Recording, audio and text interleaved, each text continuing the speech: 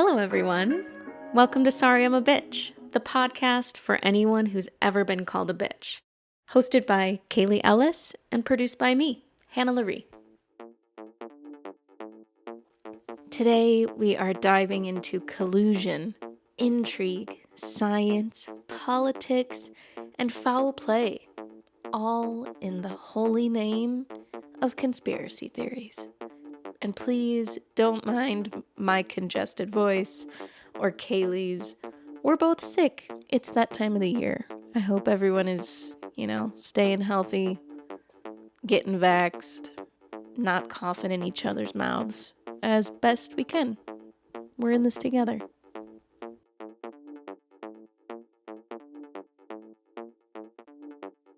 Welcome to Sorry I'm a Bitch. I'm your host, Kaylee. And I'm your producer, Hannah, and we're both sick today. And everyone we tried to interview also was sick. Yeah, stop getting COVID, weirdos. Yeah, what the fuck?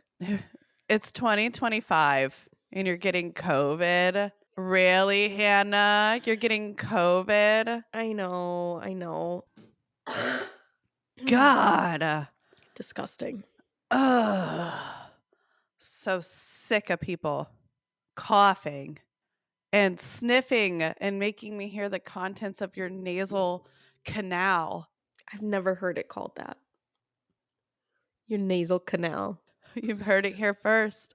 And this is coming from somebody who has a perpetual nasal drip just constantly. From all the cocaine. I did not snort enough cocaine to have a perpetual nasal drip. I think that when you move to Vegas and then you leave, they're like, hey, before you go, here's a perpetual nasal drip as a parting gift. And I'm like, but I didn't snort coke. I promise. I was a good girl. And they're like, it doesn't matter. You were here. You were a witness. Can I also just say your hair is adorable. You look so cute. Really? Yeah. Thank you. I look like a homeless woman. Look at me.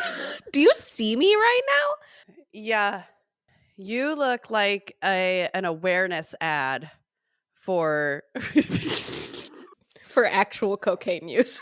Yeah, I was thinking grandma chic, which is chic. I think that when we talk about our next year's ends, it will be homelessness because none of us will be able to afford anything else. So we're going to have to just kind of, harness that aesthetic. Does your sweatshirt just say marriage? Yeah. Are you trying? It's a skate brand. Oh, I was like, are you trying to send Steve messages? Subliminal messages? That's a conspiracy. Can she even hear me? I can't run the show without a producer. I guess I'm just. You look like that guy who's like, someone else. Do you know who I'm talking about? And he's like, ah! Do you know who I'm talking about? McGee. Oh, I love McGee. Okay, this feels better. I think the glasses just, with this outfit specifically, the glasses just make me feel a little bit too grimy. Tell me about your conspiracy theories. Okay, so I have a couple. None of them are related. Let's get into the saddest first. Let's bring it down before we bring it up. Okay, so I think that the Trump administration is using mass deportations as free slave labor. And what I mean by that is they're going to use the 13th Amendment. So all of that will be constitutional. They're going to use the 13th Amendment, which basically says that if you are imprisoned, they can use you for slave labor because you don't have rights. Anyways, that's why so many billionaires were up at his inauguration, because they're about to get some really, really cheap sweatshops that's constitutional. Yeah. So Amazon. That really checks out. I think at least out here in California during the fires, they had inmates fighting the fires. And there's mixed reviews. Like some of the inmates were like, we love being out here. We're treated so well by the community. It feels good to be recognized and to be helping. But at the same time, it's like, do you get to add this? Like, once you're out of prison, do you get to add this to your resume? Do you get to use these skills that you've learned? Do they qualify?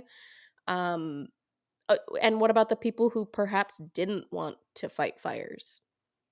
So my mom and I have been kind of like spinning our wheels about this since the election because she's like, why would they want to deport a bunch of people who are paying taxes, by the way, and not taking Social Security? Like, there's no really rhyme or reason to not want immigrants here. That doesn't financially in an economical sense make sense.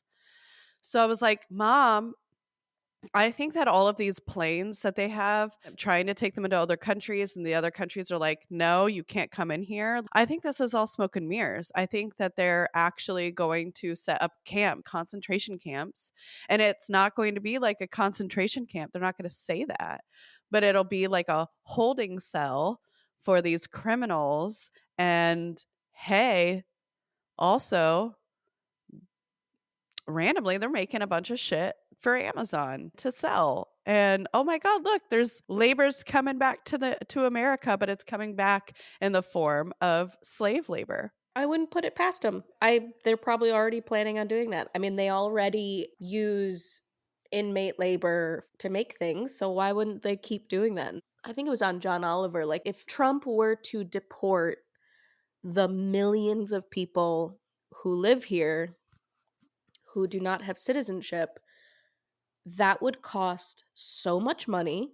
It would damage our economy so much. And that's why it's so important for them to keep calling them criminals, because they have to be criminals and they have to have broken the law to enter our prison systems and use the 13th Amendment. Propaganda. Everyone keeps talking about us heading towards an oligarchy. Oligarchy? Oligarchy? Oligarchy? Baby, we've been one We're already forever. Like, what are you talking about? Yeah, wait. Do they know the definition of oligarchy? Are you new here? Oligarchy? So this one's a little more fun. I believe that Taylor Swift and Travis Kelce are one Big State Farm ad. Yeah. Okay, follow me with this one. First, I want to shout out TikToker Mohala, and he breaks it down so perfectly, but I'll just give you like a little dusting of what he said. So, Maximum Effort is a media company that set up the State Farm Donna Kelsey interaction at a game. I believe it was an Eagles game, and they had Jake from State Farm join Donna Kelsey at the game. This kind of was a little media sensation. Everybody was like, oh my God, Donna Kelsey, the State Farm. Like, how funny is that? Ha ha ha, whatever. Well, the person who owns that media company is Ryan Reynolds, BFF to Taylor Swift. It goes further. So, who broke the news of Taylor Swift and Travis Kelce dating? It was this little tiny media outlet called The Messenger, who had only been in business for 4 months before they broke the news, and then 4 months later went out of business. This media company was owned by 5 billionaires who all put in $10 million of their own money. They broke the news of Travis Kelce and Taylor Swift, and then they were like, peace out. Oh no, we've gone under. And State Farm was like, I think that we can help with this. A little insurance fraud. Y'all get your money back. And Taylor Swift, you have to run our ads behind every single music video. Check it out on YouTube. Every single one of her music videos has a State Farm ad connected to it, which is like not how YouTube works, right? It's supposed to be like a random ad. It's not supposed to be like, I was just going to ask. Yeah. yeah, no other person has this done. So yeah. Okay, so how does the NFL come into this? The NFL has made nearly $1 billion since Travis Kelce and Taylor Swift have gotten together. So the NFL makes out, these billionaires, they get their insurance money, and Taylor Swift gets paid because she's got State Farm ads running behind it. Okay, but do we think they're fucking? I just don't think they have any sexual chemistry. I'm not a Taylor Swift hater at all. I'll stand 10 toes down behind her. Someone says something rude, I'm like, shut up. Why are you talking about a woman? Weird. In 2025? It's fucking weird, you know? I just don't feel like they have sexual chemistry. It doesn't look like. Well, No? I don't know. She's definitely pegging him. Nothing is real. We like, they're all on a stage and we are watching and we are paying them to fake shit. I'm going to play devil's advocate. I love it. Since Taylor Swift is already so wealthy, why even do it? I have never, ever, ever known a billionaire that wouldn't do shady shit to make another billion. I've never known a billionaire to go, You know what? That's enough. No more. except for Jeff Bezos' ex-wife. It's always the ex. They give a fuck. Okay. Next conspiracy theory, let's go. Dragons were real. They've existed. You can't tell me that multiple different colonies that didn't even know about each other on different sides of the world. South America was drawing the same shit as China. They didn't Snapchat a picture of a dragon to each other. And do you know what? Do you know why we haven't found dragon bones? These bitches were birds. These little bird bones. They were disintegrating, or they were T-Rexes, and T-Rexes didn't have little tiny arms. They had wings. That all checks out. Okay, I also think that Trump has been in bed with Russia since like the 70s or 80s. I don't think he like called Putin up before his election. He was like, help me out, brother. Also, obviously, 2016 was rigged. And I think the 2020 election, he tried to rig it. I don't think he expected Biden to win Georgia. So I don't think that they tried to like mess around too much in Georgia. So when Biden took, he was like, hold on, no way. They rigged the election. That's why he was trying so hard and pushing recounts and stuff, because he really truly thought that they also rigged the election. 24 election, he went so hard and made sure he won every swing state and the popular vote. There was an astronomical amount of people who registered to vote, but we did not have an astronomical amount of voters. So why would you take the time to register to vote and not vote? That makes no sense. So I grew up very religious. And then I remember sitting in church one time and I remember being like, I think man wrote this to keep us in line. I think that people were gaining awareness, like Sodom and Gomorrah, right? They were just like living life. And God was like, oh, nope, not like this. And then if you turn around and you look back, then you just like turn to dust or whatever. I think this was just like an enlightened society that didn't want to follow a man-made religion, and they just weren't Christian. The religious people were like, no, you can't do that. Burn it all down. And if you look back, we're going to kill you. The Bible also keeps changing. They keep saying like, oh, this got lost in translation or whatever. The part about gay people was pedophilia. And then the Catholic Church was like, we kind of want to do that. Like, we kind of want to partake in that. So can we change it to gay people? We have literally just been living in a society full of propaganda for centuries, and we're finally waking up. Across the board, most religions are pretty anti-woman as well. Like, women are second-class citizens. And I truly believe that's because men are jealous that women create life. Like, we are life creators. You need us. Well, I had another one and now I forgot about it. I feel like it had to do with religion. Maybe not. Oh, everyone's gay. Everyone's at least a little bit gay. That's not a conspiracy. That's just true. I think gayness is kind of like autism. It's on a spectrum, you know? There's some of us that are, you know, like on one side of the spectrum who are very gay. Some of us who are in the middle and are, hey, take it or leave it. No matter who you are. And there's, you know, the other side of the spectrum, which I think the other side of the spectrum is kind of like a Lindsey Graham. was like too gay to function. Another thing too is like the liberal to conservative.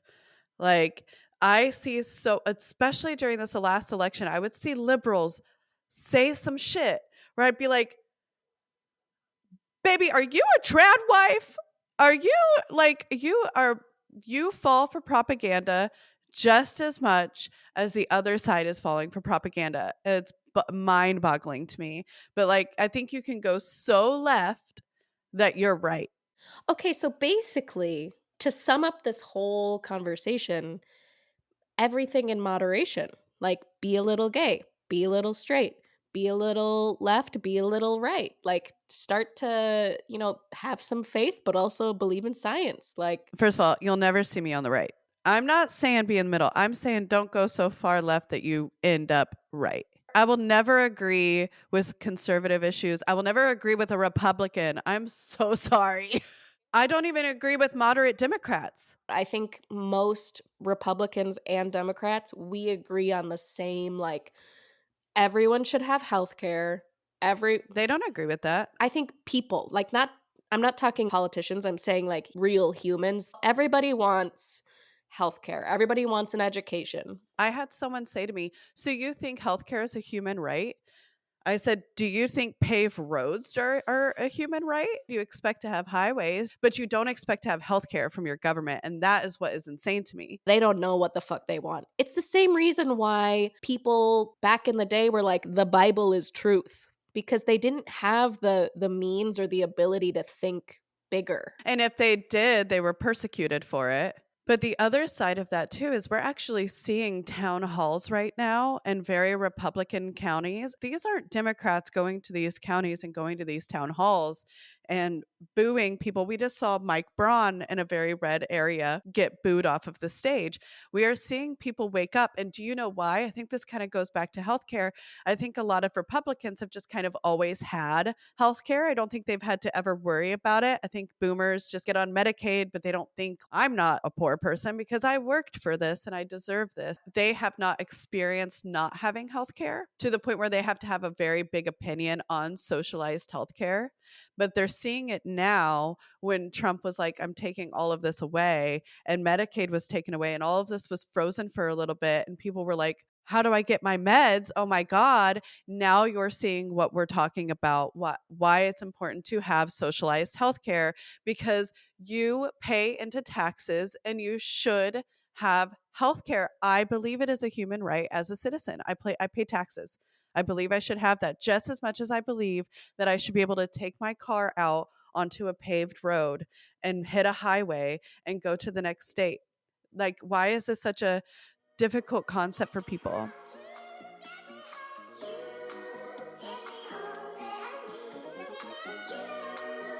You know what's interesting to me?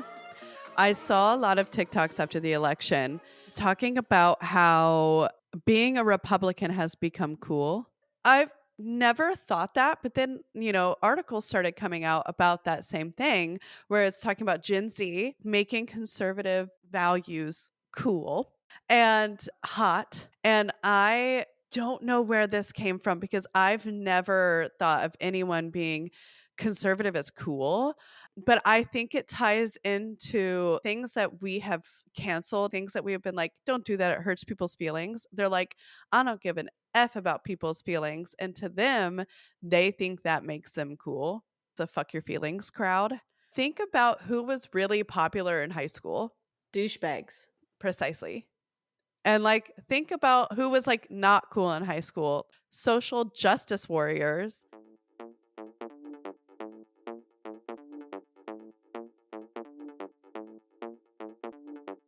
Do you know what I think liberals need to do? I think that because what do cool kids hate more than anything? And it's being bullied. If you guys are going to bring back being assholes and making that cool, we're going to bring back bullying. Only we're on the other side of it now because we're a lot more intelligent than you. Because we were bullied real time as kids, and now we can be even meaner. That is, get it out of here. I'm so sorry. I feel like I'm getting COVID through the computer. When you coughed, I'm not kidding. I felt it. Okay, that was actually another conspiracy theory that I came up with in my own brain is what if COVID is actually being transmitted digitally to us? I'm sorry. So you thought of that and then you said, let me hop on a podcast episode with my best friend. Back to being mean. Okay, my mom and I were in the car. I was telling her this story about how this lady was kind of rude to me in a parking lot. I had Lydia. So I was like, hey, don't mind her. She's obviously having a bad day. It's not a big deal. Let's just move on with our lives. Because we have really good lives. So let's just put forth good energy in the world. Maybe we give her a little. Whatever. Mom Kaylee isn't non-mom Kaylee. Non-mom Kaylee would have knocked the fucking bricks off that bitch. But I'm a mom. And When I see Lydia talk back to you and you're just like, is that how we talk to people? And I'm just like, who is this person? Like if someone out in the wild were to talk to you the way your own daughter talks to you. oh, I'd be handing you my earrings. Say it again. You know what I actually say? I go, make a good choice. And I think that's scarier. And kids need choices. Anyways, so I'm telling my mom about this. And she's like, I'm sick of people. I'm sick of this country. And I'm like, let's go. And she's like, I hate people. I hate people. Mom, what happened? And she was like, I was on Facebook. Me and a woman I went to high school with were talking about how awesome it is that people are protesting and how it's not on the news, but we need to keep sharing pictures and we need to understand that protests are going on and this is just amazing. And she said, some bitch we went to high school with got on there and she was like, you just wait. Your life's going to be so much better after Trump. He is going to make everything amazing. And mom was like, baby, he had 4 years already. This isn't his first freaking rodeo. Nothing's better. He's been in a month. And she was like, Lisa, I have 3 cars and multiple houses and I've worked really hard and I don't even pull from my Social Security. How do you get by? And mom was like, I just gave her facts and blah, blah, blah. And I was like, hold on. Not pulling from your Social Security is not a flex. That's your money. You paid into that. What are you giving the country a loan? What?